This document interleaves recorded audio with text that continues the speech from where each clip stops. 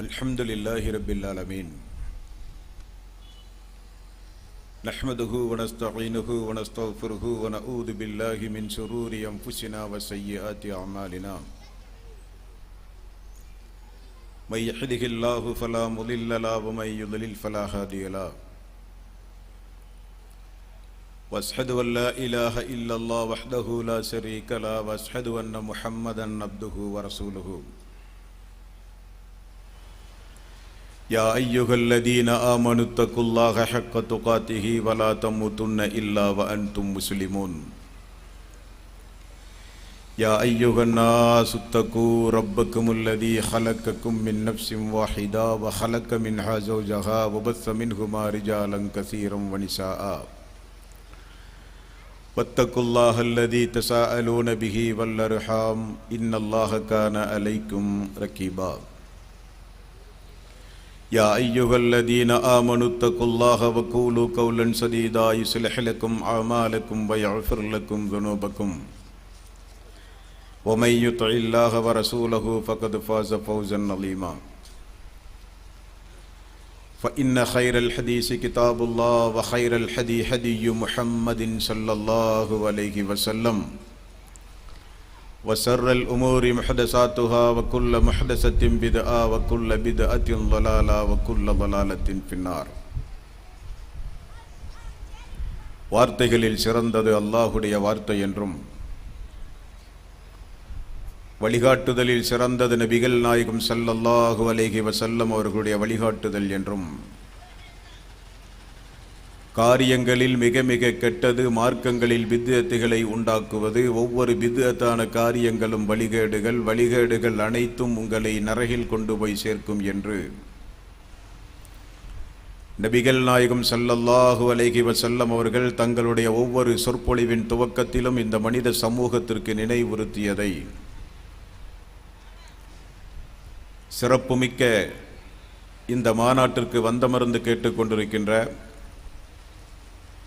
இல்லங்களில் அமர்ந்து இந்த உரையை கேட்கிற வாய்ப்பை பெற்றிருக்கின்ற உங்கள் எல்லோருடைய சிந்தனையிலும் அந்த நபிமொழியை நினைவுபடுத்தி என்னுடைய உரையினை துவங்குகிறேன்.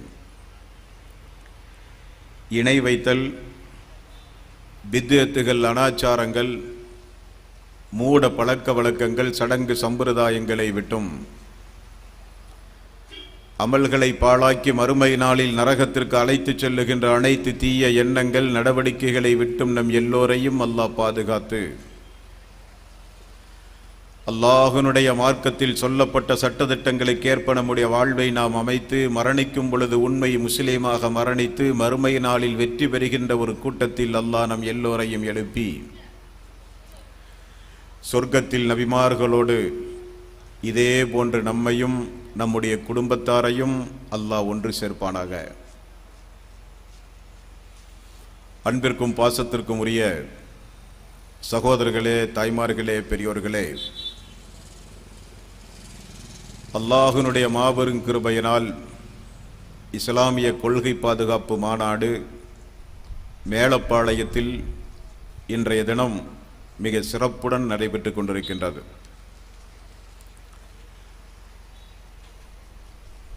இப்னு அப்பாஸ் ரலியல்லாஹு அன்ஹு அவர்கள்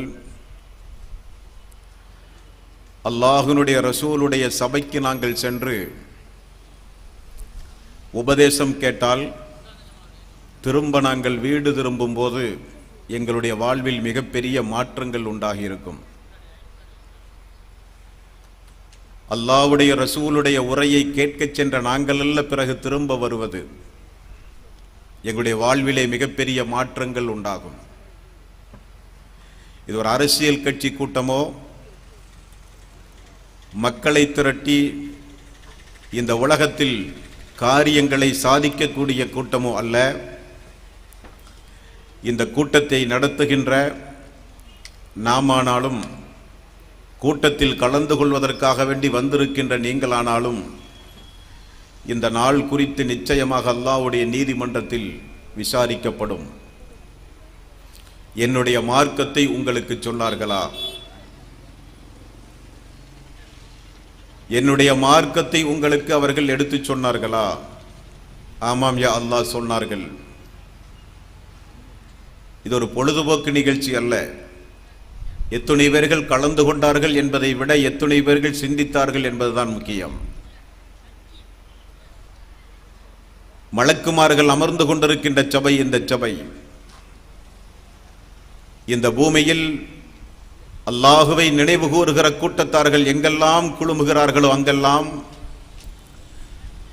சங்கை மிக்க அந்த மலக்குமார்களும் வருகை தந்து அமர்ந்து அந்த உரைகளை கேட்கிற கூட்டம் இந்த கூட்டம். ஆகவே சொல்லப்படுகிற உரைகளை ரசித்து கேட்காமல், சொல்லப்படுகிற உரைகளுக்கு உணர்ச்சி வசப்படாமல், சொல்லப்படுகிற உரைகளில் இருக்கிற சத்தியத்தை தன்னுடைய வாழ்விலே பின்பற்றுகிற மக்கள் தான் வெற்றியாளர்கள். நபிகள் நாயகம் ஸல்லல்லாஹு அலைஹி வஸல்லம் அவர்கள் அரஃபா பேருரையின் போது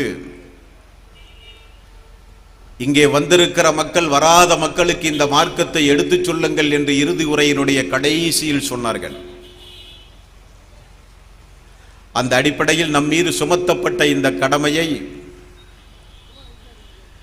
நம்மோடு வாழ்ந்து கொண்டிருக்கின்ற நம்முடைய சகோதர சகோதரிகளுக்கு எடுத்துச் சொல்ல வேண்டும் என்பதற்காக வேண்டி நடத்தப்படுகிற நிகழ்ச்சி இந்த நிகழ்ச்சி. நல்ல செய்திகளை நம்முடைய வாழ்வில் கேட்கிற வாய்ப்பு மிக குறைவு.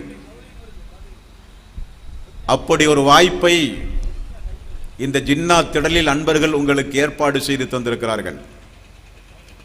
ஆகவே கொஞ்சம் நேரத்தை ஒதுக்கி செவிகளை கூர்மையாக்கி காழ்ப்புணர்வுகளுக்கு அப்பாற்பட்டு திறந்த மனதோடு மறுமையில் இதே போன்ற நாமெல்லாம்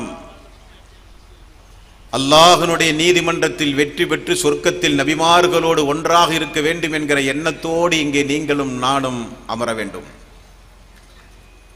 எனக்கு முன்னால் அல்லாஹுவை பற்றி அல்லாஹ்வினுடைய ஆயத்தை கொண்டும் அல்லாஹ்வுடைய ரசூலுடைய பொன்மொழிகளை கொண்டும் உங்களுக்கு இங்கே நினைவுபடுத்தப்பட்டது. இறந்த பிறகு நமக்கு ஒரு வாழ்வுண்டு என்பதை நான் உங்களுக்கு சொல்லித்தர வேண்டிய அவசியமில்லை. இருப்பினும் அவ்வப்போது மக்களுக்கு அச்சமூட்டி எச்சரிக்கை செய்ய வேண்டியது இறை விசுவாசியின் கடமை என்கிற பொறுப்புணர்வோடு மறுமையை பற்றியும் அழகுபட பல்வேறு ஆயத்துகளை மேற்கோள் காண்பித்து எனக்கு முன்னால் இங்கே உரை நிகழ்த்தினார்கள். அந்த வரிசையில் இறுதி மூச்சு வரை ஈமானோடு இந்த உலகத்தில் வாழ வேண்டும் என்பதை ஒரு தலைப்பாக ஆக்கி உரையினுடைய இறுதியில் எனக்கும் கொஞ்சம் அவகாசம் தந்திருக்கிறார்கள் சகோதரர்கள். அல்லாஹு தாலா இந்த உலகத்தில் வாழ்கிற மனித சமுதாயத்திற்கு எத்தனையோ நிஅமத்துகளை அல்லாஹ் ரப்பல் ஆலமீன் வழங்கி உள்ளான். சுவாசிக்கின்ற காற்றுகள் முதற்கொண்டு வானலோகத்தில் மின்னுகின்ற நட்சத்திரங்கள் வரை, பகல் நேரத்தில் வெளிச்சத்தை தருகிற சூரியன் முதற்கொண்டு இரவு நேரத்தில் வானத்தை அலங்கரிக்கின்ற சந்திரன் முதற்கொண்டு நமக்கு எத்தனையோ நிஅமத்துகளை அல்லாஹ் ரப்பல் ஆலமீன் ஒவ்வொரு மனிதர்களுக்கும் வழங்கியுள்ளான். மனைவிகள் என்றும் பிள்ளைகள் என்றும் அழகான தோற்றம் என்றும் பொருளாதாரம் என்றும் விலை மதிக்க முடியாத ஆரோக்கியம் என்றும் எத்தனையோ நிஅமத்துகளை அல்லாஹு தஆலா மனித சமுதாயத்திற்கு வழங்கியுள்ளான். ஆனால் அருள் செல்வங்களில் அருட்கொடைகளில் மிக பிரதானமானது எது தெரியுமா? நாமெல்லாம் மதிக்க தெரியாத ஒரு நிஅமத், அதுதான் நேர்வழி என்கிற ஒரு நிஅமத், ஹிதாயத் என்கிற ஒரு அருட்கொடை. எதற்காக வேண்டி நபிமார்கள் எல்லாம் இந்த பூமியில் அழுது புலம்பினார்களோ அந்த ஹிதாயத் என்கிற நேரான அந்த மார்க்கம், ஈமான் என்கிற அந்த ஒரு பொக்கிஷம் அல்லாஹு தஆலா ஒரு சில மனிதர்களுக்கு இந்த பூமியில் வழங்கி உள்ளான். 650 கோடிக்கும் அதிகமான மக்கள் இந்த பூமியிலே வாழ்ந்து கொண்டிருக்கிறார்கள். யாருக்கும் கிடைக்காத ஒரு பொக்கிஷத்தை அல்லாஹ் நமக்கு தந்திருக்கிறான். அதனுடைய மதிப்பே தெரியாமல் இந்த உலகத்தில் வாழ்ந்து கொண்டிருக்கிற காரணத்தினால்தான் கொள்கை பாதுகாப்பு மாநாடு முஸ்லிம்களை கூட்டி வைத்து நடத்த வேண்டிய ஒரு நிலை. விலை மதிக்க முடியாத கொள்கையை நாம் ஒவ்வொருவரும் எந்த காலத்திலும் எதற்காக வேண்டியும் சமரசம் செய்துவிடக் கூடாது. அதை உயிர் மூச்சு உடம்பிலே இருக்கிறவரை பாதுகாக்க வேண்டும் என்பதற்காக வேண்டித்தான் இஸ்லாமிய கொள்கை பாதுகாப்பு மாநாடு இங்கே நடைபெற்றுக் கொண்டிருக்கின்றது. தாய்மார்களே, பெரியோர்களே, சகோதர சகோதரிகளே, ஈமான் விலை மதிக்க முடியாத ஒரு பொக்கிஷம்.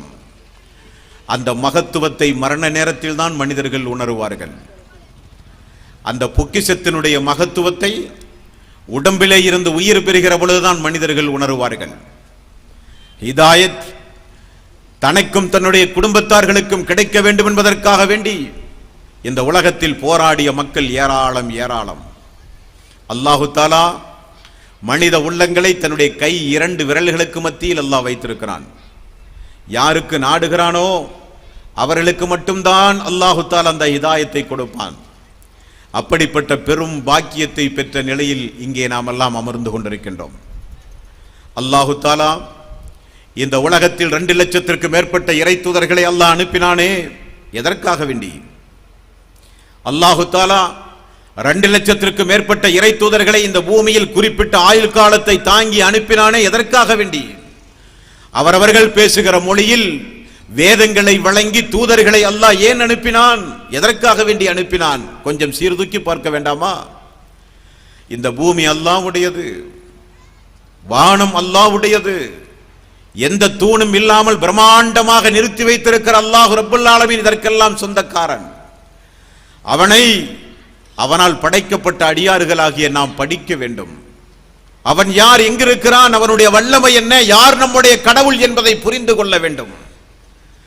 இறைவனை அறிமுகம் செய்யத்தான், மக்களுக்கு நேர்வழியை காட்டத்தான், மக்கள் ஈமானுடையவர்களாக இந்த பூமியில் வாழ்ந்து மரணிக்க வேண்டும் என்பதற்குத்தான் அல்லாஹு தாலா ஏராளமான நபிமார்களை இந்த உலகத்திற்கு அனுப்பினான். 16வது அத்தியாயம் 36வது வசனத்தில் அல்லாஹ் ரப்பல் ஆலமீன் சொல்லுகிறான், வலகத் பஅத்னா ஃபீ குல்லி உம்மத்தின் ரசூலன் அன் இஅ்புதுல்லாஹ வஜ்தனிபுத் தாஊத். இந்த பூமியில் அல்லாஹுவை வணங்குங்கள், தீய சக்திகளை வணங்காதீர்கள் என்று சொல்லத்தான் ஒவ்வொரு சமுதாயத்திற்கும் அல்லாஹு தஆலா தூதர்களை அனுப்பினான். ஈமானுடைய மக்களை இந்த பூமியில் உருவாக்குவதற்காக வேண்டி, ஈமான் என்னவென்று போதிப்பதற்காக வேண்டி, படைத்த நாயனை மனித சமுதாயத்திற்கு அறிமுகம் செய்யத்தான் இந்த பூமியில் ஒவ்வொரு காலகட்டத்திலும் இறைவன் இறை தூதர்களை அருளினான், அனுப்பினான் என்று அல்லாஹ் திருக்குர்ஆனிலே சொல்கிறான். 21வது அத்தியாயம் 25வது வசனம், வமா அர்சல்னா மின் கப்லிக மிர் ரசூலின் இல்லா நூஹிய இலைஹ அன்னஹு லா இலாஹ இல்லா அன ஃபஅபுதுன். என்னை தவிர வணக்கத்திற்குரியவன் யாருமே இல்லை, எனவே என்னையே வணங்குங்கள் என்பதை அறிவிக்கத்தான் நான் தூதர்களையே அனுப்பினேன் என்று அல்லாஹ் திருக்குர்ஆனிலே சொல்லுகிறான். தூதர்கள் இந்த பூமிக்கு வந்தது விபச்சாரத்தை சுட்டிக்காட்டவல்ல. தூதர்கள் இந்த பூமிக்கு வந்தது பூமியில் மனிதர்கள் நிகழ்த்துகிற அநியாயங்களை சுட்டிக்காட்டவல்ல. அநியாயங்களில் மிகப்பெரிய அநியாயமாக திகழ்கின்ற அல்லாஹ்வுக்கு இணை வைக்கக்கூடிய காரியங்களை இந்த மனித சமுதாயத்திற்கு உணர்த்தத்தான் இறைவன் தூதர்களை அனுப்பினான். அந்த தூதருடைய வருகைக்கு பிறகுதான் பல்வேறு தீமைகள் சுட்டிக்காட்டப்பட்டதை தவிர இந்த பூமியில் மனிதர்கள் செய்கிற இறைவனுக்கு இணை கற்பிக்கக்கூடிய மாபாதகமான காரியத்தை சுட்டிக்காட்டத்தான் தீர்க்கதரிசிகள் இந்த பூமிக்கு அனுப்பப்பட்டுள்ளார்கள். ஆதம் நபி முதற்கொண்டு ஈசா அலைஹிஸ்ஸலாத்து வஸ்ஸலாம் அவர்கள் முதற்கொண்டு அல்லாஹ்வினுடைய ரசூல் நபிகள் நாயகம் ஸல்லல்லாஹு அலைஹி வஸல்லம் அவர்கள் வரை. ஆகவேதான் அல்லாஹு தஆலா நமக்கு ஒரு இறுதி வேதத்தை தந்தானே, அந்த வேதத்தில் அல்லாஹ் எதை நமக்கு படியுங்கள் என்று சொல்லுகிறான்? வானத்தையும் பூமியையும் சூரியனையும் சந்திரனையும் நட்சத்திரங்களையும் இந்த உலகத்தில் கோடான கோடி தன்னுடைய நியாமத்துகளை அருட்கொடைகளை இறைவன் படைத்திருக்கிறானே, அவைகளையெல்லாம் படிக்க வேண்டும், உணர வேண்டும் என்பது ஒருபுறம் இருந்தாலும் அல்லாஹ் ரப்பல் ஆலமீன் படிக்க சொல்லுகிறான். 47வது அத்தியாயம் 19வது வசனம், ஃபஅலம் அன்னஹு லா இலாஹ இல்லல்லாஹ். ஃபஅலம் அன்னஹு லா இலாஹ இல்லல்லாஹ். வணக்கத்திற்கு தகுதியானவன் அல்லாஹ் ஒருவனை தவிர யாரும் இல்லை என்பதை நீங்கள் ஒவ்வொருவரும் படியுங்கள் என்று அல்லாஹ் ரப்பல் ஆலமீன் சொல்லுகிறான். படித்தோமா? அல்லாஹுவை குறித்து படித்தோமா? பெற்ற ஹிதாயத்தை பாதுகாக்க பழகி இருக்கிறோமா? நேர்வழியை தக்க வைத்துக் கொள்வதற்குரிய இபாதத்துகள் நம்முடைய வாழ்விலே உண்டுமா? ஒரு ஈமானுடைய மக்கள் இந்த பூமியில் எப்படி வாழ வேண்டுமோ அப்படி நாம் வாழுகிறோமா என்பதை நெஞ்சிலே கை வைத்து நீங்களும் நானும் சிந்திக்க வேண்டும். மதத்தவர்கள் வாழுகிற ஒரு நாட்டிலே நாம் வாழ்ந்து கொண்டிருக்கிறோம். பெரும்பான்மை மக்கள் இந்துக்கள், கிறிஸ்தவர்கள், புத்தர்கள், கிறிஸ்தவர்கள் என்று மதத்தை பின்பற்றாத எத்தனையோ மக்கள் மத்தியில் நாம் வாழ்கிறோம். ஆனால் உண்மை முஸ்லிமாக உலகத்திலே வாழ்கிறோமா? ஒரு ஈமானுடைய மக்கள் இந்த பூமியில் எப்படி வாழ வேண்டும் என்று இறைவன் திருக்குரானில் கட்டளை பிறப்பிக்கின்றானோ அப்படி நாம் வாழ்கிறோமா? இறைவனை பற்றி அச்சமில்லாமல், மரணத்தை பற்றி அச்சமில்லாமல், மன்னரை பற்றி சிறிது கூட கவலை இல்லாமல், மறுமையை பற்றி ஒரு பொடும்போக்கான வாழ்வோடு இந்த உலகத்தில் நீங்களும் நானும் வாழ்ந்து கொண்டிருக்கின்றோமே. இதற்காக வேண்டிய அல்லாஹ் நமக்கு ஹிதாயத்தை தந்தான். இதற்காக வேண்டிய அல்லாஹ் நமக்கு ஹிதாயத்தை தந்தான். அல்லாஹு தஆலா 14வது அத்தியாயத்தின் 24வது வசனத்தில் அல்லாஹ் சொல்கிறான், அலம் தர கைஃப லரபல்லாஹு மஸலன் கலிமத்தன் தய்யிபத்தன் கஸஜரத்தின் தய்யிபா. அல்லாஹ் ஒரு உதாரணம் சொல்லுகிறான் இறை விசுவாசிக்கு, மூமின்களுக்கு அல்லாஹ் ஒரு உதாரணம் சொல்லுகிறான். என்ன உதாரணம்? நல்ல கொள்கைக்கு ஒரு உதாரணம் ஒரு மரத்தை போல. மூமினான ஒரு இறை விசுவாசிக்கு உதாரணம் ஒரு மரத்தை போல. அஸ்லுஹா சாபித்துன் வ ஃபர்லுஹா ஃபிஸ் ஸமா. அந்த மரத்தினுடைய வேர் இந்த பூமியில் ஆழமாக பதிந்திருக்கின்றது. அந்த மரத்தினுடைய கிளைகள் வானளாவிய அளவிற்கு உயர்ந்து நிற்கின்றது. அல்லாஹ் சொல்லுகிற உதாரணம் ஏகத்துவத்தை, அஷ்ஹது அல்லா இலாஹ இல்லல்லாஹ் அஷ்ஹது அன்ன முஹம்மதர் ரசூலுல்லாஹ் என்கிற திருக்கலிமாவை நாவினால் மொழிந்து உள்ளத்திலே ஏற்று அதை ஒரு பொக்கிஷமாக பாதுகாத்து வாழ்ந்து கொண்டிருக்கிற மக்களுக்கு அல்லாஹ் சொல்லுகிற உதாரணம். அவர்கள் யார் தெரியுமா? உறுதியான ஒரு மரத்திற்கு ஒப்பான மக்கள். பூமிக்கு அடியில் அந்த மரத்தினுடைய வேர் ஆழமாக பதிந்திருக்கின்றது. அந்த மரத்தினுடைய கிளைகள் எல்லாம் வானளாவிய அளவிற்கு உயர்ந்து நிற்கிறது. அந்த மரம் மக்களுக்கு நிழல் கொடுப்பது மட்டுமல்ல, அல்லாஹ்வுடைய நாட்டத்தின் அடிப்படையில் கனிகளை வழங்கி கொண்டிருக்கின்ற மரம். அந்த மரம் அது நல்ல கொள்கைக்கு உதாரணமான மரம் என்று அல்லாஹ் சொல்கிறான். இந்த உலகத்தில் பார்க்கிற மரங்கள், நிறைய மரங்கள் நம்முடைய கண்ணுக்கு எதிரே உண்டு. மக்களுக்கு நிழல் கொடுக்கக்கூடிய மரங்கள், பறவைகளுக்கு உணவு கொடுக்கக்கூடிய மரங்கள் என்று எத்தனையோ மரங்கள் உண்டு. ஆனால் சிறிய ஒரு காற்றடித்தால் ஒரு சில மரங்கள் வேரோடு சாய்ந்து விழுந்து விடுகிறது. ஒரு சில பெருமழைக்கு ஒரு சில மரங்கள் தாங்குவதில்லை. ஆனால் பார்ப்பதற்கு எல்லாம் மரம்தான். எல்லா முஸ்லிம்கள் தான் இந்த மனித சமுதாயத்தில்.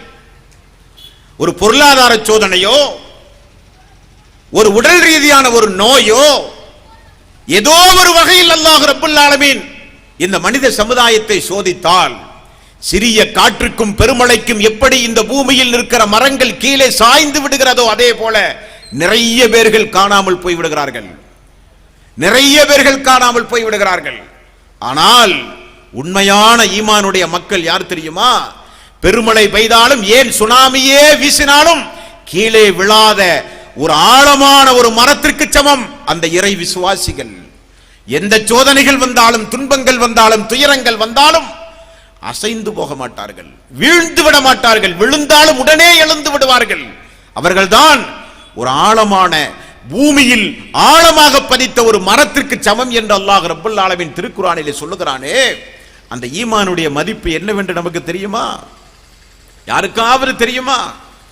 ஒரு ஈமானுடைய மக்கள், ஒரு முஸ்லிம் இந்த மனித சமுதாயத்தில் எப்படி வாழ வேண்டுமோ அப்படி வாழ்கிறோமா நாம்? முஸ்லிம் என்கிற அந்த ஒரு பிறப்பால் நமக்கு கிடைத்து விடாது. அதெல்லாம் வேறு மதத்திற்கு வேண்டுமானால் பொருந்தும். இந்து குடும்பத்தில் பிறந்தால் இந்துவாக, கிறிஸ்தவ குடும்பத்தில் பிறந்தால் கிறிஸ்துவாக, புத்தருடைய குடும்பத்தில் பிறந்தால் புத்தராக, யூத குடும்பத்தில் பிறந்தால் யூதராக, வேறு வேறு மக்களுக்கு வேண்டுமானால் பொருந்தும். முஸ்லிம் குடும்பத்தில் பிறந்தால் முஸ்லீமாக முடியுமா? அதென்ன பிறப்பின் அடிப்படையில் கிடைக்கின்ற இலவசமான ஒரு பட்டமா, புகழா, அந்தஸ்தா? அல்ல. 10 வயதை ஒரு மனிதன் அடையும் போது இறைவனுடைய தூதர் என்ன சொன்னார்களோ அதன்படி அவன் நடக்கும் பொழுதுதான் முஸ்லிம் என்கிற அந்தஸ்தை அவன் அடைகிறான். இதையெல்லாம் அறிந்தவர்கள் தானே நாம், இதையெல்லாம் புரிந்தவர்கள் தானே நாம்.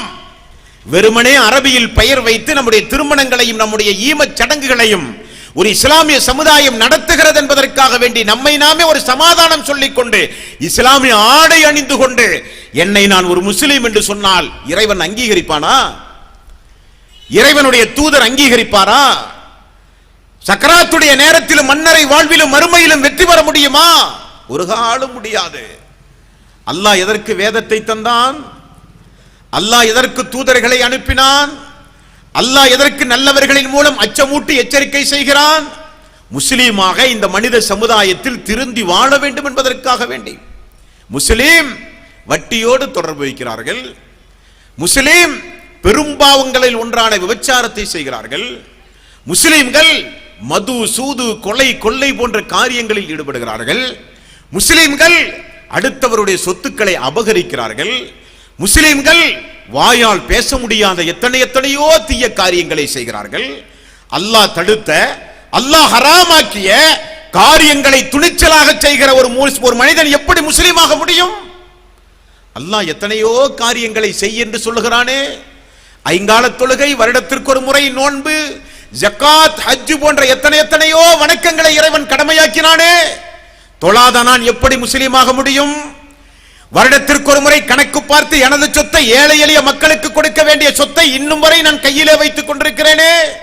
ஜகாத்து கொடுக்காத நான் எப்படி முஸ்லீமாக முடியும்? ஹஜ்ஜுடைய காலம் வந்தும் ஹஜ் செய்ய மனமே இல்லாமல் வாழ்ந்து கொண்டிருக்கிறோமே. எப்படி ஈமானுடையவர்களாக நீங்களும் நானும் மரணிக்க முடியும்? ஈமான் என்றால் என்ன, முஸ்லிம் என்றால் என்ன, இஸ்லாம் என்றால் என்ன, எதையுமே தெரியாமல் எந்த கவலையும் இல்லாமல் வாழ்ந்து கொண்டிருக்கிறோமே. உணர்வுகளை கொஞ்சம் தட்டி எடுத்து நம்முடைய வாழ்விலே ஒரு திருப்பு முனையை உண்டாக்கத்தான் இஸ்லாமிய கொள்கை விளக்க பாதுகாப்பு மாநாடு என்கிற ஒரு மாநாட்டை மிகுந்த சிரமத்திற்கு மத்தியில் கேட்காத இடங்களுக்கெல்லாம் சென்று கையேந்தி நன்கொடைகளை வாங்கி இந்த மாநாட்டை ஏன் நடத்துகிறார்கள்? அன்பு சகோதரர்கள், ஆரம்பத்தில் நான் சொன்னதை போல நாங்களும் ஒரு கூட்டம் நடத்தினோம், ஆயிரக்கணக்கான மக்கள் வந்து கலந்து கொண்டார்கள் என்று பெருமை அடிக்கவா? ஒரு நன்மை கூட கிடைக்காதே மறுமை நாளில். அல்லாஹ்வுடைய ரசூல் நபிகள் நாயகம் ஸல்லல்லாஹு அலைஹி வஸல்லம் அவர்கள் மக்களுக்கு உரை நிகழ்த்தும் பொழுதெல்லாம் கவலையோடு உரை நிகழ்த்துவார்கள். மக்களுக்கு உரை நிகழ்த்தும் பொழுதெல்லாம் கண்கள் கலங்க உரை நிகழ்த்துவார்கள். காரணம், இதே நிலையில் இந்த மனிதர்கள் மரணித்தால் மறுமை நாளிலே நரகத்திற்கு சென்று விடுவார்களே, மறுமை நாளிலே மிகப்பெரிய நஷ்டத்தை சந்தித்து விடுவார்களே, மன்னரை வாழ்வை மிகப்பெரிய பேர் இழப்பை அவர்களுக்கு இழப்பு ஏற்பட்டு விடுமே என்கிற கவலையோடு ரசூல் ஸல்லல்லாஹு அலைஹி வஸல்லம் அவர்கள் பேசுவார்கள், உரை நிகழ்த்துவார்கள். ஆகவே நீங்களும் நானும் நெஞ்சிலே கை வைத்து ஒரு கணம் யோசிக்க வேண்டும். எனக்கு இறைவன் கொடுத்த அந்த ஈமானை நான் பாதுகாத்திருக்கிறேனா? என் மூலம் இந்த மார்க்கத்திற்கு ஏதாவது நான் உபகாரம் செய்யாவிட்டாலும் என் மூலம் இந்த மார்க்கம் களங்கப்படுத்தப்படுகிறதா இல்லையா? நான் செய்கிற ஒரு காரியத்தால் உயிரை விட மேலாக மதிக்க வேண்டிய ஒரு இஸ்லாம் என்கிற மார்க்கம் இன்றைக்கு களங்கப்படுத்தப்படுகிறதா இல்லையா? யார் காரணம்? யார் காரணம்? உண்மையான ஒரு இறை விசுவாசியாக நீங்களும் நானும் வாழ வேண்டும். ஈமான் என்றால் என்னவென்று தெரியுமா? இஸ்லாம் என்னவென்று தெரியுமா? ஒரு முஸ்லிம் என்றால் 11 பாடத்தை கட்டாயம் படித்தாக வேண்டும். ஒரு முஸ்லிம் என்றால் 11 பாடத்தை கட்டாயம் படித்தாக வேண்டும். அது என்ன 11 பாடம்? இஸ்லாத்தின் கடமை மொத்தம் 5, ஈமானுடைய காரியம் மொத்தம் 6, 6ம் 5ம் 11. 11 பாடத்தை படிக்காவிட்டால் மறுமையிலே சொர்க்கம் செல்ல முடியுமா? மறுமையிலே சொர்க்கம் செல்ல முடியுமா? இஸ்லாத்தினுடைய தலையாய காரியம் அஷ்ஹது அல்லா இலாஹ இல்லல்லாஹ். ஈமானுடைய தலையாய காரியம் ஆமன்து பில்லாஹ், அல்லாஹுவை நம்புவது. இஸ்லாத்தின் முதன்மையானது, ஈமானில் முதன்மையானது அல்லாஹுவை குறித்து படிப்பது. ஃபஅலம் அன்னஹு லா இலாஹ இல்லல்லாஹ். வணக்கத்திற்கு தகுதியானவன் அல்லாஹ் ஒருவனை தவிர யாரும் இல்லை என்பதை படியுங்கள் என்று அல்லாஹ் சொல்லுகிறானே. இஸ்லாத்தினுடைய முதன்மையான காரியம், ஈமானுடைய முதன்மையான காரியத்தை நம்மில் படித்தவர்கள் எத்தனை பேர்? அல்லாஹுவை குறித்து படிக்காமல் அவனுக்கு உயிரோட்டமாக வணக்க வழிபாடு செய்ய முடியுமா? அல்லாஹுவை குறித்து படிக்காமல் உயிரோட்டமாக பிரார்த்தனை செய்ய முடியுமா? அல்லாஹ் என்பவன் யார் என்று தெரியாமல் உயிரோட்டமாக தௌபா செய்ய முடியுமா? அல்லாஹ் யார் என்று தெரியாமல் அவனை நினைவு கூறுகிற தஸ்பீகையாவது செய்ய முடியுமா? ஆகவேதான் அல்லாஹ்வின் மீது சத்தியமிட்டு மனிதன் இன்றைக்கு பொய்யான சத்தியம் செய்கிறான். அல்லாஹ்வின் மீது சத்தியம் செய்கிறான், பொய் சத்தியம் செய்து அடாவடித்தனமான காரியங்களில் ஈடுபடுகிறான். அல்லாஹுவை பற்றி உள்ள அச்சம் இல்லாமல் ஏன் மனிதன் இந்த பூமியில் இறைவன் தடுத்த அநேக காரியங்களை ஏன் செய்கிறான்? அவனை நம்புகிறார்கள், ஆனால் அவனை குறித்து படிக்க தவறிவிட்டார்கள். அல்லாஹ்வுடைய ரசூல் முஹம்மது நபி ஸல்லல்லாஹு அலைஹி வஸல்லம் அவர்களுடைய நிலையும் அதுதான். வருடத்திற்கு ஒரு முறை மீலாது விழா மேடைகளில் ஒரு 10 நிமிடம் 20 நிமிடம் நினைவு கூறுகிற ஒரு தூதராகத்தான் அல்லாஹ்வுடைய ரசூல் இருக்கிறாரே தவிர அல்லாஹ்வுடைய ரசூலுடைய குடும்ப வாழ்வை குறித்து தெரிந்தவர்கள் நம்மில் எத்தனை பேர்? நம்முடைய தூதர் அல்லவா அவர். அவர் இல்லாமல் இந்த நேர்வழி நமக்கு கிடைத்திருக்குமா? இறுதி தூதர், உன்னதமானவர், மறுமை நாளில் நமக்காக வேண்டி அல்லாஹ்விடத்திலே பரிந்து பேசுவதற்காக வேண்டி பத்திரமாக பாதுகாத்து வைத்திருக்கிறார் ஒரு பிரார்த்தனையை. நமக்காக வேண்டி பூமியில் வாழும் பொழுது அழுது தொழுதார்கள் அல்லாஹ்வுடைய ரசூல், எனது சமுதாயம் எனது சமுதாயம் எனது சமுதாயம் என்று. அந்த அல்லாஹ்வுடைய ரசூலுடைய மனைவிமார்கள் எத்தனை பேர் யாருக்காவது தெரியுமா? எத்தனை பிள்ளைகள் யாருக்காவது தெரியுமா? எத்தனை வருட காலம் மக்காவில் வாழ்ந்தார்கள் எத்தனை பேருக்கு தெரியும்? மதீனாவில் எத்தனை வருட காலம் வாழ்ந்தார்கள் யாருக்கு தெரியும்? அல்லாஹ்வுடைய இந்த தீனை இந்த பூமியில் நிலைநாட்டப்பட்ட கஷ்டங்கள், துன்பங்கள், துயரங்கள் எத்தனை பேருக்கு தெரியும்? யாருக்குமே தெரியாதுங்க.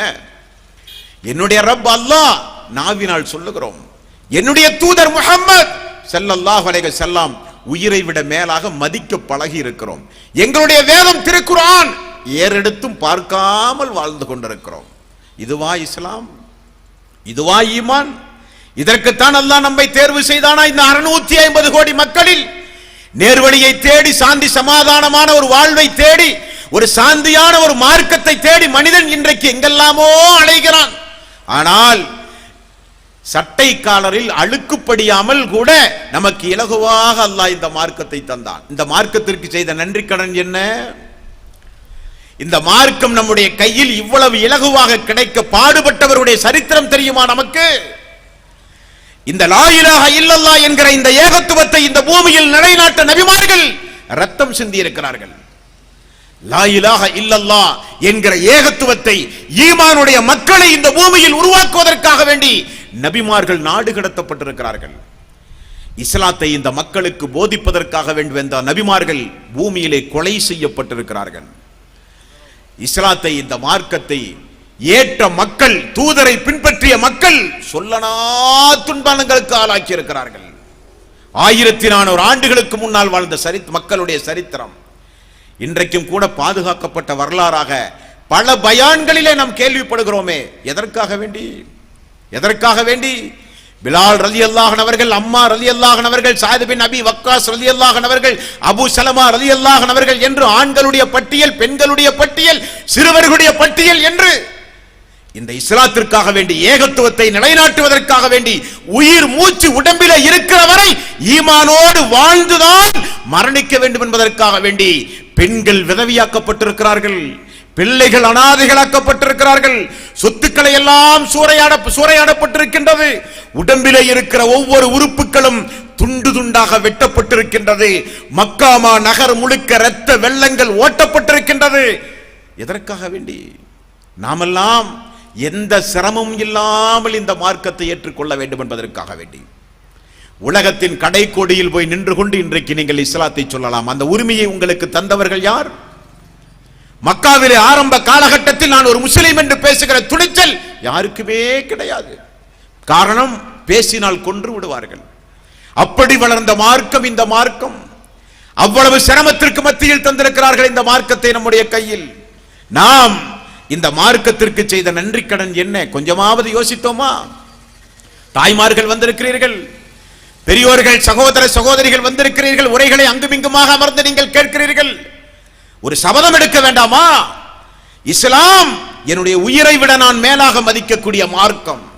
இந்த மார்க்கத்திற்கு ஒரு காலம் நான் துரோகம் செய்ய மாட்டேன். நான் எனக்கு பின்னால் வருகிற சந்ததிகளுக்கும் எந்த துரோகமும் நான் செய்ய மாட்டேன். நான் மரணிப்பதற்கு முன்னால் இந்த மார்க்கத்தை நான் படிப்பேன், மார்க்கத்தின்படி நான் நடப்பேன். இந்த மார்க்கத்தை நான் மரணிப்பதற்கு முன்னால் பிற மக்களுக்கு, ஒரு மனிதனுக்காவது நான் எடுத்து சொல்லித்தான் நான் மரணிப்பேன் என்று சபதம் எடுத்திருக்கிறோமா நாம்? அதன்படி செயல்படுகிறோமா நாம்? எந்த நேரமும் மரணம் வரலாமே. மரணத்திற்கு நோயோ ஆரோக்கியமோ தடை இல்லையே, மரணத்திற்கு வயது வரம்பு தடை இல்லையே, மரணத்திற்கு முதுமை இளமை எந்த காரணமும் இல்லையே. இறைவன் எப்பொழுது அழைத்தாலும் செல்ல தயாராக இருக்க வேண்டும். முடியாது என்று எங்கும் ஓடி ஒளிய முடியாது. திடீரென அது சம்பவித்தால், அல்லாஹ் நமக்கு ஒரு மார்க்கத்தை தந்தானே, எந்த அமலும் செய்யாமல் மரணிக்க போகிறேனே, நம்முடைய வீதிகளிலே வந்து நின்று கொண்டு இரவு முழுக்க பேசினார்களே, ஈமானோடு இறுதி மூச்சோடு உடம்பிலே இருந்து உயிர் பிரியும் போது அஷ்ஹது அல்லா இலாஹ இல்லல்லாஹ் அஷ்ஹது அன்ன முஹம்மதர் ரசூலுல்லாஹ் என்கிற திருக்கலிமாவை மொழிந்த நிலையில் உங்களுக்கு மரணம் வர வேண்டும், அதற்காக வேண்டி பாடுபடுங்கள் என்று சொன்னார்களே. பொடும்போக்காக இருந்தோமே, மரணம் வந்துவிட்டதே என்று கை சேதப்பட்டால் ஒரு பயனும் கிடையாது, ஒரு பயனும் கிடையாது.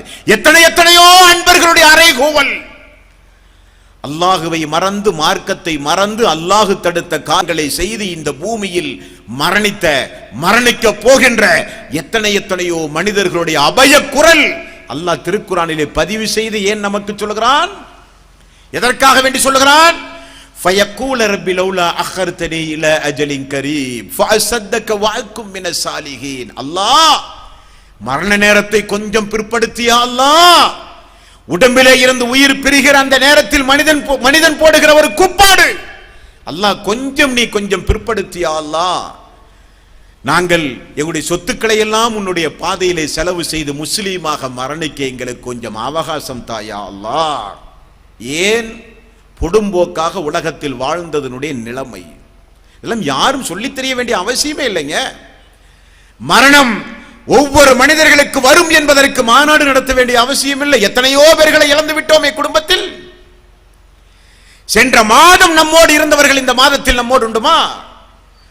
கடந்த ரமலானில் நம்மோடு நோன்பு நோட்டவர்கள் இந்த ரமலானில் நம்மோடு உண்டுமா? இல்லையே.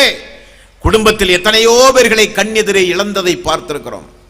எத்தனையோ பேர்கள், நண்பர்கள், உறவினர்கள், தாய் தந்தை, மனைவி, மக்கள், கணவன் மனைவி, எத்தனையோ பேர்களை பூமியிலே இழந்திருக்கிறோம். அவைகளை எல்லாம் பார்த்து கூட நமக்கு ஒரு பாடம் வேண்டாமா? நிரந்தரமாக பூமியிலே வாழ முடியுமா? அப்படி ஒரு வாய்ப்பு இந்த பூமியில் யாருக்காவது உண்டுமா? நபிமார்களே இந்த பூமியில் குறிப்பிட்ட காலத்திற்கு பிறகு மரணித்து விட்டார்களே, நாமெல்லாம் எம்மாத்திரம்? எல்லோருக்கும் தவிர்க்க முடியாத ஒன்று மரணம் என்பது. அந்த நேரத்தில் வானவர்கள் நம்முடைய உயிரை கைப்பற்றும் போது அஸ்ஸலாமு அலைக்கும் வரஹ்மத்துல்லாஹி வபரகாத்துஹு, உன் மீதும் உன்னுடைய உடம்பிலே இருக்கிற உயிரின் மீதும் அல்லாஹ்வுடைய சாந்தியும் சமாதானமும் உண்டாகட்டும் என்று சொன்னால், அந்த சலாத்தை கேட்கிற பாக்கியம் நமக்கு கிடைத்தால் நாம் வெற்றியாளர்கள். நாம் நம்முடைய ஈமானை பாதுகாத்துத்தான் மரணித்திருக்கிறோம். என்னுடைய அமலை என்னுடைய ரப் ஏற்றுக்கொண்டான். சிறிய பெரிய என்னுடைய எல்லா நல்லறக்கணக்கும் அல்லாஹ் எனக்கு கூலி தந்து விட்டான். நான் வெற்றி பெற்று விட்டேன். வானவர்கள் எனக்கு நல்வாழ்த்து சொல்லி என்னுடைய உயிர்களை கைப்பற்றுகிறார்கள். நான் வெற்றி அடைந்து விட்டேன் என்கிற அந்த ஒரு செய்தி கடைசி நிமிடத்தில் நம்முடைய காதுகளிலே விழுகிறது பார்த்தீர்களா? அதுதான் நம்முடைய இறுதி வெற்றிங்க. அதுதான் நம்முடைய இறுதி வெற்றி. இந்த உலகத்தில் முஸ்லீமாக வாழ்வது முக்கியமல்ல, மரணம் அதை சார்ந்து இருக்க வேண்டும். யா அய்யுஹல்லதீன ஆமனுத்தகுல்லாஹ ஹக்க துகாத்திஹி வலா தமுதுன்ன இல்லா வஅன்தும் முஸ்லிமூன். ஈமான் கொண்டவர்களே, அல்லாஹுவை பயப்பட வேண்டியவாறு உண்மையாக பயப்படுங்கள். அல்லாஹ்வுடைய வார்த்தை, முஸ்லீமாகத்தான் நீங்கள் மரணிக்க வேண்டும். உங்களுடைய உடம்பிலே இருந்து உயிர் பிரியும் பொழுது ஈமானை நீங்கள் பாதுகாத்த நிலையில் நீங்கள் இருக்க வேண்டும். நீங்களுடைய உடம்பிலே இருந்து உயிர் பிரியும் பொழுது பெரும்பாவங்கள் செய்த நிலையில் இருக்கக்கூடாது. காரணம், லா யஸ்னி ஸானி ஹீன யஸ்ரி வஹுவ மூமினூன். விபச்சாரம் செய்யும் போது ஒரு மனிதன் மூமினே கிடையாது, அவனிடத்தில் ஈமான் கிடையாது. ஒரு மனிதன் விபச்சாரம் செய்யும் போது ஆடையை கலட்டுகிற அதே நேரத்தில் ஈமான், இஸ்லாம், முஸ்லிம் என்கிற எல்லா அந்தஸ்தும் அவனை விட்டு வெளியேறி விடுகிறது. மதுபானம் அருந்தும் போது ஒரு மனிதன் மூமின் இல்லை. திருடுகிற பொழுது ஒரு மனிதன் மூமின் இல்லை. அல்லாஹ்வுடைய ரசூல் சொன்னார்களே, எவ்வளவு பெரிய வார்த்தை, எவ்வளவு பெரிய ஒரு வார்த்தை. சொன்னது யார்? அகிலத்தின் தூதர். வஹீன் அடிப்படையில் சொல்லுகிறார் அல்லாஹ்வுடைய ரசூல், லா யஸ்னி ஸானி ஹீன யஸ்னி வஹுவ மூமினூன். மூமின் விபச்சாரம் செய்ய மாட்டான். விபச்சாரம் செய்தால் அவன் மூமினே கிடையாது. 10 நிமிட சுகத்திற்காக வேண்டி விலை மதிக்க முடியாத ஹிதாயத்தை காற்றிலே தூக்கி மடையன் வீசுவானா? நபிமார்கள் நூஹ் அலைஹிஸ்ஸலாத்து வஸ்ஸலாம் தன்னுடைய மகனுக்காக வேண்டி அல்லாஹ்விடத்தில் அழுகிறார். யா அல்லாஹ், எனது மகன் எனது குடும்பத்தை சார்ந்தவன். எல்லோரையும் அல்லாஹ் அழிக்கிற போது 950 ஆண்டு காலம் அந்த பூமியிலே வாழ்ந்த ஒரு இறை தூதர். ஹிதாயத்தை அல்லாஹ் எத்தனை பேருக்கு கொடுத்தான் தெரியுமா? வெறும் 50 பேர். அதிகபட்சம் நபிமொழிகளை தேடி பார்க்கும் போது 950 வருட காலம் வாழ்ந்த ஒரு இறை தூதர், ஒரு ஊருக்கு அனுப்பப்பட்ட ஒரு இறை தூதர் பிரச்சாரம் செய்து அந்த ஊரிலே இருக்கிற மக்கள் எத்தனை பேர் இஸ்லாத்தை ஏற்றுக்கொண்டார்கள்? எவ்வளவு மனிதர்களுக்கு அல்லாஹ் ஹிதாயத்தை கொடுத்தான் என்றால் வெறும் 50 பேர் தான் 950 ஆண்டுகால பிரச்சாரத்திற்கு பிறகு கிடைத்த வெற்றி. அல்லாஹ்வுடைய நாட்டத்தின் அடிப்படையில் அந்த சமுதாயம் அழிக்கப்படுகின்றது. மகன் அந்த அழிவிலே சிக்குகிறான். அதை பார்த்து துடிக்கிறார் ஒரு இறை தூதர். அல்லாஹ் என்ன சொன்னான்? அவன் உன்னுடைய மகனே அல்ல என்றான் அல்லாஹ். இப்ராஹிம் அலைஹிஸ்ஸலாத்து வஸ்ஸலாம் தந்தையினுடைய ஹிதாயத்திற்காக வேண்டி துடித்தார். அல்லாஹ்வுடைய ரசூல் நபிகள் நாயகம் ஸல்லல்லாஹு அலைஹி வஸல்லம் பெரிய தந்தை ஒரு வார்த்தை சொல்ல மாட்டாரா? அவருக்காக வேண்டி அல்லாஹ்விடத்திலே பரிந்து பேசுவானே, தாடி நிறைய தேம்பி அழுதார். அல்லாஹ் ஒரே வார்த்தை தான் சொன்னான், நீங்கள் நாடியவர்களுக்கெல்லாம் நேர்வழி காட்ட முடியாது, நேர்வழி என்னிடமிருந்து தான் வரும். அல்லாஹ் அப்படிப்பட்ட மிகப்பெரிய ஒரு நேர்வழிக்கு உரியவர்களாக அல்லாஹ் நம்மை தேர்வு செய்தானே, அதற்கு செலுத்துகிற நன்றி கடன் என்ன தாய்மார்களே, பெரியோர்களே? அதற்கு அல்லாஹ்வுக்கு நாம் செலுத்துகிற நன்றி கடன் என்ன? நன்றி கடன் அவன் தடுத்த எல்லா ஹராமையும் செய்வது, அதுவா நன்றி கடன்? அவனுடைய கோபத்தையும் அவனுடைய சாபத்தையும் பெறுகின்ற காரியங்கள் எதுவெல்லாம் உண்டுமோ அவைகளை எல்லாம் துணிச்சலாக செய்வதா அதற்கு நன்றி கடன் அல்ல. 24 மணி நேரம் சுஜூதிலே கிடந்து அழுது புலம்ப வேண்டாமா? அல்லாஹ் எனக்கு தந்த இந்த ஹிதாயத், எனக்கு தந்த இந்த ஹிதாயத். ரசூலுல்லாஹி ஸல்லல்லாஹு அலைஹி வஸல்லம் ஒரு நாளைக்கு 100க்கும் அதிகமாக ஒரு பிரார்த்தனை செய்வாராம். அல்லாஹும்ம யா முகல்லிபல் குலூப் தப்பித் கல்பி அலா தீனிக்க. உள்ளங்களை புரட்டுகின்ற யா அல்லாஹ், என்னுடைய உள்ளத்தை இந்த மார்க்கத்தில் உறுதிப்படுத்தி யா அல்லாஹ், என்னுடைய இந்த மார்க்கத்தில் என்னுடைய உள்ளத்தை உறுதிப்படுத்தி யா அல்லாஹ். ரப்பனா லா துஜி குலூபனா பஅத இத் ஹதைதனா வ ஹப் லனா மின் லதுன்க ரஹ்மா இன்னக அன்தல் வஹ்ஹாப். யா அல்லாஹ், எங்களுக்கு நீ நேர்வழியை காட்டிய பிறகு அந்த நேர்வழியை விட்டும் எங்களுடைய உள்ளம் தடம் புரண்டு சென்று விடாமல் நீதான் எங்களுக்கு அருள் புரிய வேண்டும் என்கிற பிரார்த்தனை அல்லாஹ் கற்றுத் தந்திருக்கிறானே. என்றைக்காவது வாழ்க்கையில் ஒரு நாளாவது செய்திருப்போமா அந்த பிரார்த்தனையை? உள்ளம் தடுமாற்றம் அடையாமல் நேர்வழியை விட்டும் வழி தவறி சென்று விடாமல் ஹிதாயத்தோடு முஸ்லீமாக மரணிக்க என்றைக்காவது ஒரு பிரார்த்தனையாவது செய்திருப்போமா? மறந்து விட்டோம். காரணம், மார்க்கம் என்கிற மகத்துவம் நமக்கு தெரியல. ஈமான், முஸ்லிம், மூமின் என்கிற அந்தஸ்து நமக்கு புரியல. எவ்வளவு பெரிய விலை மதிக்க முடியாத ஒரு பொக்கிஷத்தை பெற்றிருக்கிறோம்.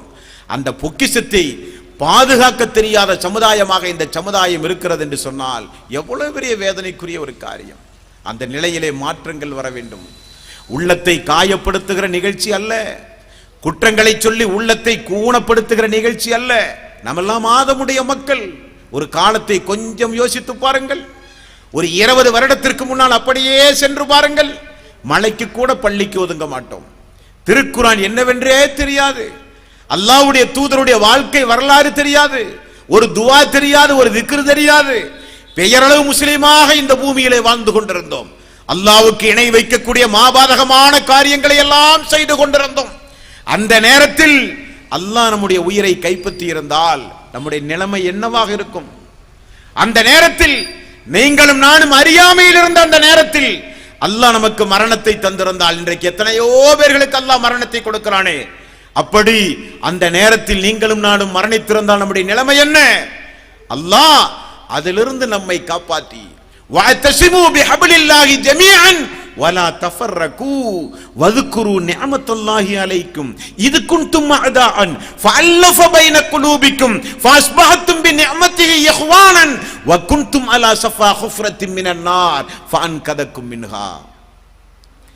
நரக நெருப்பின் கரை ஓரத்தில் இருந்தீர்கள், அதிலிருந்து உங்களை நான் காப்பாற்றினேனே. என்னுடைய நிஅமத்தை, என்னுடைய அருள்கொடைகளை நினைத்து பாருங்கள் என்று அல்லாஹ் திருக்குரானில் ஒரு ஆயத்திலே சொல்லுகிறான்.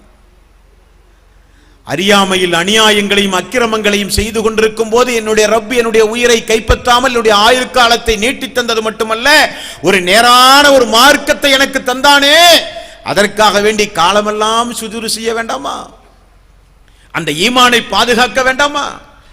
அந்த உள்ளத்திலே படிந்திருக்கிற அந்த ஈமான் எந்த அளவுக்கு உள்ளத்தில் ஆழமாக பதிந்திருக்கிறதோ அதற்கேற்ப நம்முடைய செயல்பாடுகள் மாறும். சஹாபாக்கள் அவ்வளவு பெரிய ஒரு உதாரணம் நமக்கு. ஒரு ஈமானுடையவன், ஒரு உண்மையான ஒரு முஸ்லிம், அல்லாஹ்வை பயந்து நடக்கிற ஒரு ஈமான், ஒரு முஃமினான ஒரு அடியான். இந்த மனித சமுதாயத்தில் எத்தனையோ சமூக கொடுமைகளை செய்கிறோம். எத்தனையோ அநியாயங்களை நாம் செய்கிறோம், அல்லாஹுவை மறந்து நடக்கிறோம். இது நியாயமே அல்ல, இது எந்த வகையிலும் நியாயமே அல்ல. தவறு செய்தவர் மனித இயல்பு, திருந்தி நடக்க வேண்டியது நம்முடைய தலையாய கடமை. சைத்தானும் தவறு செய்தான், ஆதம் அலைஹிஸ்ஸலாத்து வஸ்ஸலாம் அவர்களும் தவறு செய்தார்கள். முதலில் செய்த பாவங்கள் 2. ஒன்று, சைத்தான் ஒரு பாவத்தை செய்கிறான், நம்முடைய தந்தை ஆதம் அலைஹிஸ்ஸலாத்து வஸ்ஸலாம் ஒரு பாவத்தை செய்கிறார். 2 பாவத்திற்கும் நிறைய வித்தியாசங்கள் உண்டு. ஆதம் அலைஹிஸ்ஸலாத்து வஸ்ஸலாம் அவர்கள் செய்த பாவம் பலகீனத்தால், இயலாமையால், மறதியால் செய்த பாவம். சைத்தான் செய்த பாவம் தெரிந்து கொண்டே அகம்பாவத்தால், ஆணவத்தால் சைத்தான் செய்த பாவம். பாவம் செய்த பிறகு ஆதம் அலைஹிஸ்ஸலாத்து வஸ்ஸலாம் ரப்பனா லலம்னா அன்ஃபுஸனா வ இல்லம் தஃபிர் லனா வ தர்ஹம்னா லனகூனன்ன மினல் ஹாசிரீன். யா அல்லாஹ், எங்களுக்கு நாங்களே அநியாயம் செய்து விட்டோம். யா அல்லாஹ், எங்களுடைய பாவங்களை நீ மன்னிக்காவிட்டால் மிகப்பெரிய நஷ்டத்திற்கும் மிகப்பெரிய சோதனைக்கும் நாங்கள் ஆளாகி விடுவோம். யா அல்லாஹ், அழுது புலம்பி பாவத்திலே இருந்து பாவ மன்னிப்பு தேடி அழுது புலம்பினார். அல்லாஹ் பாவ மன்னிப்பு வழங்கினான். சைத்தான் செய்த பாவத்தை நியாயம் கற்பித்து பேசினான், செய்த பாவத்தை நியாயம் கற்பித்து பேசினான். யாரிடம் பேசுகிறோம் என்று தெரியாமல் பேசினான். ஆணவத்தால், அகம்பாவத்தால் ஒரு பாவத்தை செய்து அதை நியாயம் கற்பித்து அல்லாஹ்விடத்திலே பேசினான். ஆகவே உலக அழிவு நாள் வரை அல்லாஹுவால் சபிக்கப்பட்டு நரக நெருப்புக்குரியவனாக மாறினான் பாவம் செய்த சைத்தான். பாவம் செய்த ஆதம் அலைஹிஸ்ஸலாத்து வஸ்ஸலாம் சொர்க்கத்திற்குரியவராக மாறினார். காரணம், செய்த பாவம் இயலாமையால் செய்த பாவம் என்பதை ஒத்துக்கொண்டு அல்லாஹ்விடத்திலே தௌபா செய்தார். அவருடைய வாரிசுகள் தானே நாமெல்லாம், அவருடைய வாரிசுகள் தானே நாமெல்லாம். பாவக்கரைகள் பாவம் செய்ய செய்ய செய்ய செய்ய நம்முடைய ஈமானில், உள்ளத்தில் ஒரு கருப்பு புள்ளி விழுந்து கொண்டே இருக்கும். பாவத்திலிருந்து மீட்சி அடையும் பொழுது அந்த கருப்பு புள்ளி அகன்று ஈமான் சுத்தமடையும் என்றார்கள் ரசூல் ஸல்லல்லாஹு அலைஹி வஸல்லம். பாவம் செய்ய செய்ய கருப்பு புள்ளி அதிகமாகி உள்ளங்கள் இருள் சூழ்ந்தால் மரணம் முனாஃபிக்கான மரணமாக, இஸ்லாத்தை விட்டு வெளியேறிய மரணமாக நம்முடைய மரணம் மாறிவிடும். நாமெல்லாம் ஆதமுடைய மக்கள், தவறு செய்யக்கூடியவர்கள். தவறிலே இருந்து திருந்த வேண்டும் என்பதுதான் மாநாட்டுடைய நோக்கம்.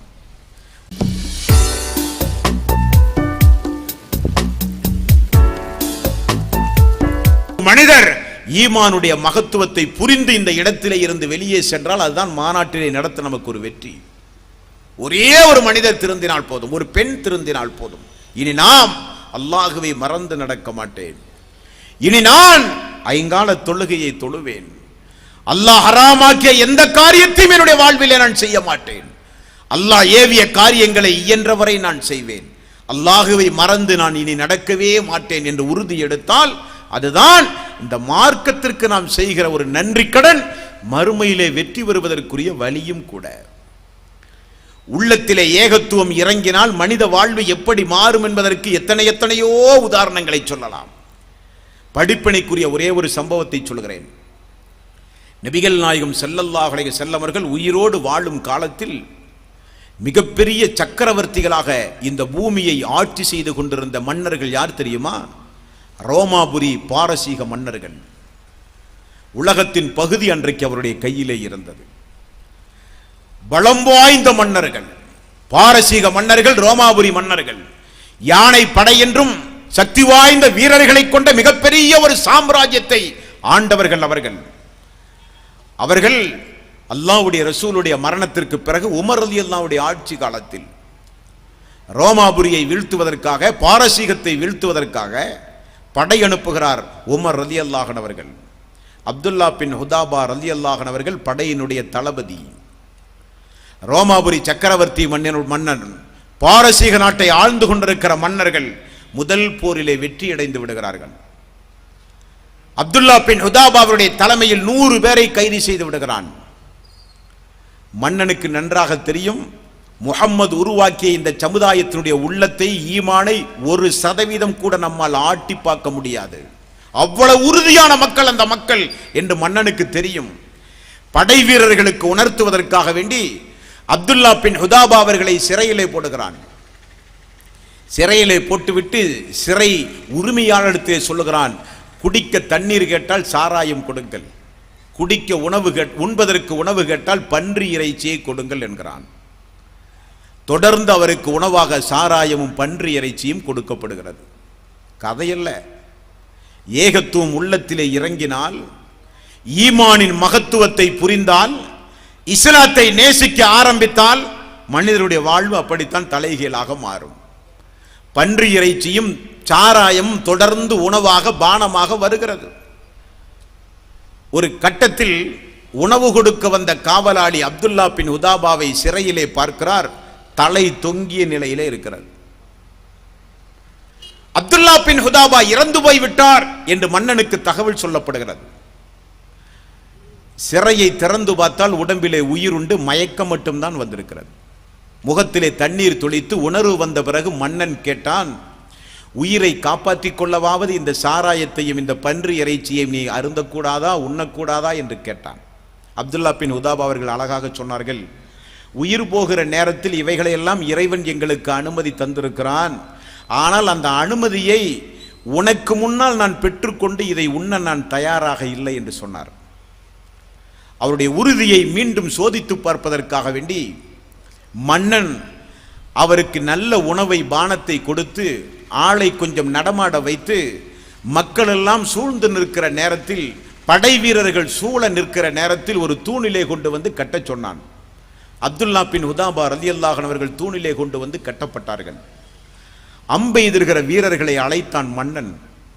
வீரர்களுக்கு சொன்னான், அப்துல்லா பின் ஹுதாபாவுடைய உடம்பில் ஒரு அம்பு கூட எய்யக்கூடாது, ஆனால் அவரை சுற்றி அம்புகள் எய்யப்பட வேண்டும். கழுத்துக்கு ஓரத்தில், மார்பகத்தினுடைய ஓரத்தில், கண்ணுக்கு ஓரத்தில், தலைக்கு ஓரத்தில் சுற்றுப்புறம் எழுத வேண்டும் என்று சொன்னான். அம்பெய்துகிற வீரர்கள், தேர்ச்சி பெற்ற வீரர்கள் ஆயிரக்கணக்கான அம்புகளை எய்தார்கள். மரண பயத்தை உண்டாக்குவதுகிற நிகழ்ச்சி இந்த நிகழ்ச்சி.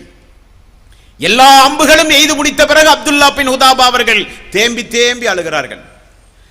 மரண பயம் வந்துவிட்டது, அப்துல்லா பின் ஹுதாபா சரணடைந்தார் என்று மன்னன் நினைத்து அவரை அவிழ்த்து விடுங்கள் என்று சொல்லி அழைத்து வர சொன்னான். ஏன் அழுகிறாய் அப்துல்லா பின் ஹுதாபா, மரண பயமா என்று கேட்டான். அப்துல்லா பின் ஹுதாபா ரலியல்லாஹு அன்ஹு அவர்கள் சொன்னார்கள், இல்லை மன்னா, எனக்கு இருப்பதோ ஒரே ஒரு உயிர் தான். ஆனால் எனக்கு ஒரு 100 உயிர் இருந்து அந்த 100 உயிரும் அல்லாஹ்வுடைய பாதையில் போக வேண்டுமே என்கிற கவலையோடு நான் அழுதேன் என்று சொன்னார். உன்னை பயந்தல்ல, மரணத்தை பயந்தல்ல என்று சொன்னார்.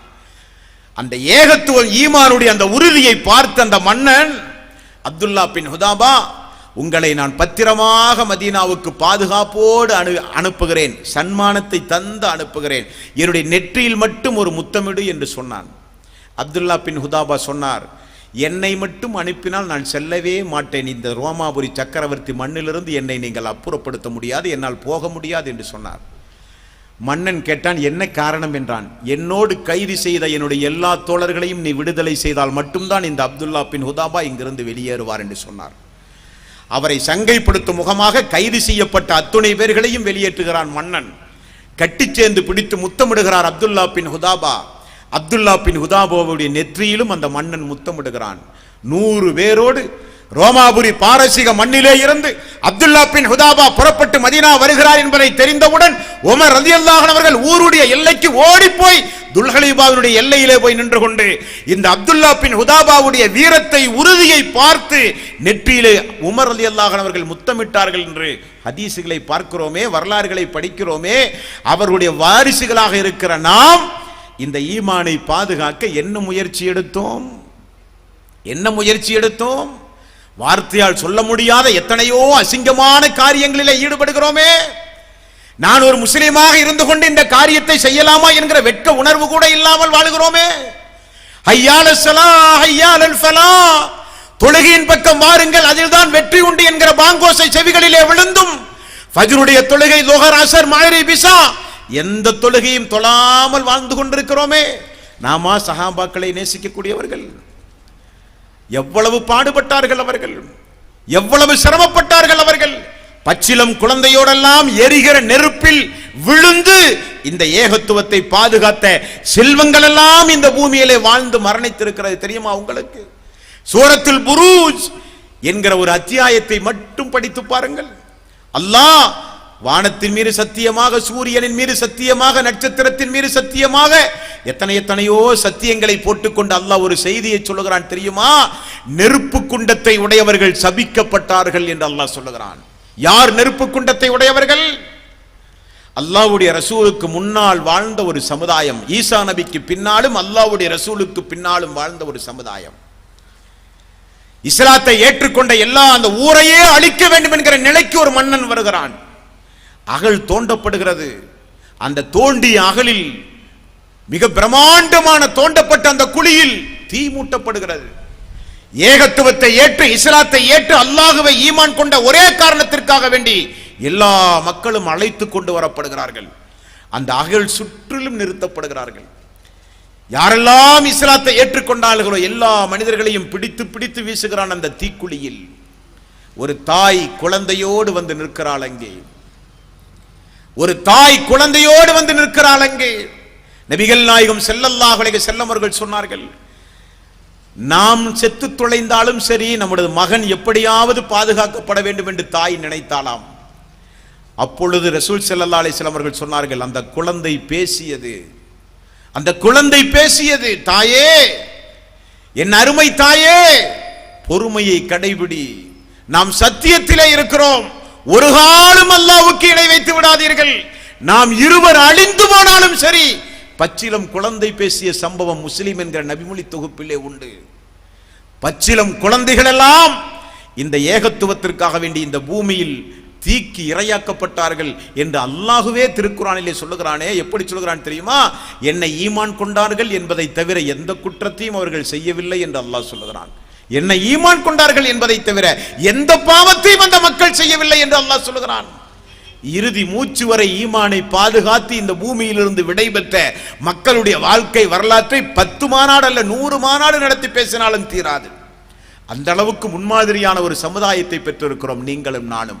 இந்த பூமியில் பாவங்களையும் அநியாயங்களையும் பெரும் பாவங்களையும் சுட்டிக்காட்டுகிற தகுதி இஸ்லாமிய சமுதாயத்தை சார்ந்த நம்மை தவிர வேறு யாருக்குமே கிடையாது. காரணம், எல்லா மதத்தவர்களுக்கும் எல்லாம் அனுமதிதான். சாராயமானாலும் சரி, விபச்சாரமானாலும் சரி, கொலை கொள்ளை போன்ற எந்த அநியாயமானாலும் சரி, அவருடைய மார்க்கத்தில் அது ஹராம், கூடாது. பரலோக ராஜ்யத்தில் பூர்ண ஜென்ம பூமியில் அந்த அக்கினி நிறைந்த நரக நெருப்பு உன்னை சுட்டி கரிக்கும் என்று யாரும் போதிக்க மாட்டார்கள். பேசுகிற உரிமை இஸ்லாமிய சமூகத்தை சார்ந்த நமக்கு மட்டும்தான் உண்டு.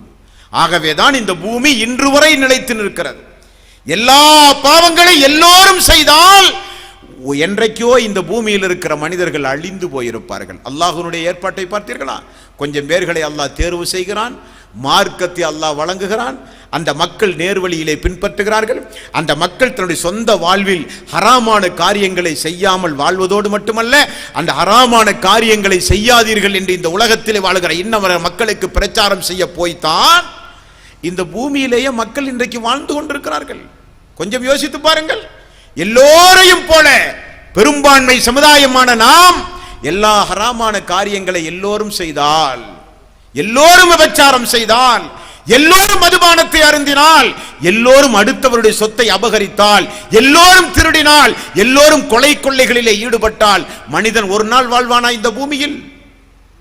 ஒரு நாள் கூட வாழ முடியாதே.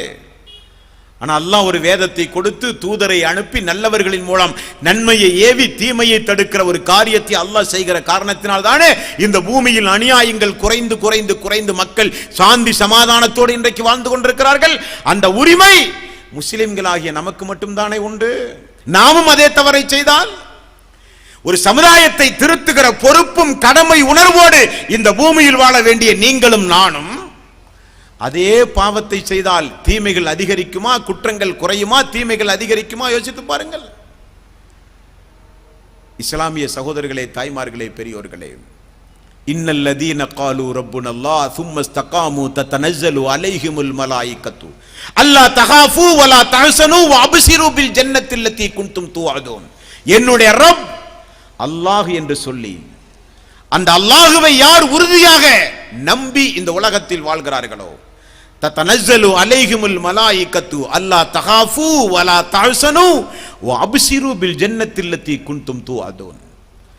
வானத்திலிருந்து அல்லாஹ் வானவர்களை அனுப்பி அந்த மக்களை அல்லாஹ் பாதுகாப்பானாம். அந்த வானவர்கள் சொல்லுவார்களாம், நீ இனிமேல் கவலைப்பட வேண்டாம், யாருக்கும் பயப்பட வேண்டாம், இம்மையிலும் மறுமையிலும் சொர்க்கம் செல்லுகிறவரை உங்களை நாங்கள் பாதுகாப்போம் என்று வானவர்களின் மூலம் பாதுகாக்கப்படுகிற சமுதாயம் இஸ்லாமிய சமுதாயம். நமக்கே நம்முடைய மதிப்பு தெரியலங்க, அதுதாங்க வேதனை. நமக்கு தெரியவில்லை நம்முடைய மதிப்பு மரியாதை. பாகிஸ்தான் முதற்கொண்டு பாலஸ்தீன் வரை, ஈரான் முதற்கொண்டு இந்தியா வரை, இந்த உலகத்தின் ஒவ்வொரு மூளை முடுக்குகளிலும் முஸ்லிம்கள் இன்றைக்கு பந்தாடப்படுகிறார்கள். என்ன காரணம்? என்றைக்காவது யோசித்து பார்த்தீர்களா? 150க்கும் அதிகமான நாடுகள் முஸ்லிமினுடைய நாடு. கிறிஸ்தவர்கள் ஆட்சி செய்கிற நாடு ஒரே நாடு மட்டும்தான். கிறிஸ்தவர்கள் வாழலாம். 200க்கும் அதிகமான உலக நாடுகளில் கிறிஸ்தவ நாடாக அங்கீகரித்த நாடு ஒரே ஒரு நாடு மட்டும்தான். அந்த நாடு கிறிஸ்தவ ஆட்சி செய்கிற நாடு. கிறிஸ்தவர்கள் வாழுகிற நாடு கொஞ்சம் நிறைய உண்டு. முஸ்லிம்கள் ஆட்சி செய்கிற நாடு எத்தனை நாடு? முஸ்லிம்கள் ஆட்சி செய்கிற நாடு எத்தனை நாடு? முஸ்லிம்களிடத்தில் அல்லாஹ் கொடுத்திருக்கிற செல்வ வளம் என்ன சாதாரணமான வளமா? தோண்டினால் இன்றைக்கு எங்கு தோண்டினாலும் இன்றைக்கு பெட்ரோல் என்கிற ஒரு வளம் சாதாரணமான வளம் அல்ல. முஸ்லிம் நாடுகள் எல்லாம் ஒன்று கூடி பெட்ரோல் தர முடியாது என்று சொன்னால் மீதமுள்ள நாடுகளில் பொருளாதார நெருக்கடி ஏற்பட்டு புரட்சிகள் வெடித்து அரசாங்கம் கவிழ்ந்து விடும். அப்படிப்பட்ட எண்ணெய் வளத்தை அல்லாஹ் ரப்பல் ஆலமீன் கொடுத்திருக்கிறான். இஸ்லாமியர்கள் ஆட்சி செய்கிற நாடுகள் உண்டு. இருந்தும் கூட முஸ்லிம்களுக்கு ஒரு அவல நிலை இந்த மனித சமுதாயத்தில் உருவாவதற்கு என்னங்க காரணம்? ஈமான் என்னவென்று தெரியாமல் வாழ்ந்ததுதான் காரணம். யார் காரணம்? உண்மையான ஒரு இறை விசுவாசியாக நீங்களும் நானும் வாழ வேண்டும். ஈமான் என்றால் என்னவென்று தெரியுமா? இஸ்லாம் என்னவென்று தெரியுமா? ஒரு முஸ்லிம் என்றால் 11 பாடத்தை கட்டாயம் படித்தாக வேண்டும். ஒரு முஸ்லிம் என்றால் 11 பாடத்தை கட்டாயம் படித்தாக வேண்டும். அது என்ன 11 பாடம்? இஸ்லாத்தின் கடமை மொத்தம் 5, ஈமானுடைய காரியம் மொத்தம் 6, 6ம் 5ம் 11. 11 பாடத்தை படிக்காவிட்டால் மறுமையிலே சொர்க்கம் செல்ல முடியுமா? மறுமையிலே சொர்க்கம் செல்ல முடியுமா? இஸ்லாத்தினுடைய தலையாய காரியம் அஷ்ஹது அல்லா இலாஹ இல்லல்லாஹ். ஈமானுடைய தலையாய காரியம் ஆமன்து பில்லாஹ், அல்லாஹுவை நம்புவது. இஸ்லாத்தில் முதன்மையானது, ஈமானில் முதன்மையானது அல்லாஹுவை குறித்து படிப்பது. ஃபஅலம் அன்னஹு லா இலாஹ இல்லல்லாஹ். வணக்கத்திற்கு தகுதியானவன் அல்லாஹ் ஒருவனை தவிர யாரும் இல்லை என்பதை படியுங்கள் என்று அல்லாஹ் சொல்லுகிறானே. இஸ்லாத்தினுடைய முதன்மையான காரியம், ஈமானுடைய முதன்மையான காரியத்தை நம்மில் படித்தவர்கள் எத்தனை பேர்? அல்லாஹுவை குறித்து படிக்காமல் அவனுக்கு உயிரோட்டமாக வணக்க வழிபாடு செய்ய முடியுமா? அல்லாஹுவை குறித்து படிக்காமல் உயிரோட்டமாக பிரார்த்தனை செய்ய முடியுமா? அல்லாஹ் என்பவன் யார் என்று தெரியாமல் உயிரோட்டமாக தௌபா செய்ய முடியுமா? அல்லாஹ் யார் என்று தெரியாமல் அவனை நினைவு கூறுகிற தஸ்பீகையாவது செய்ய முடியுமா?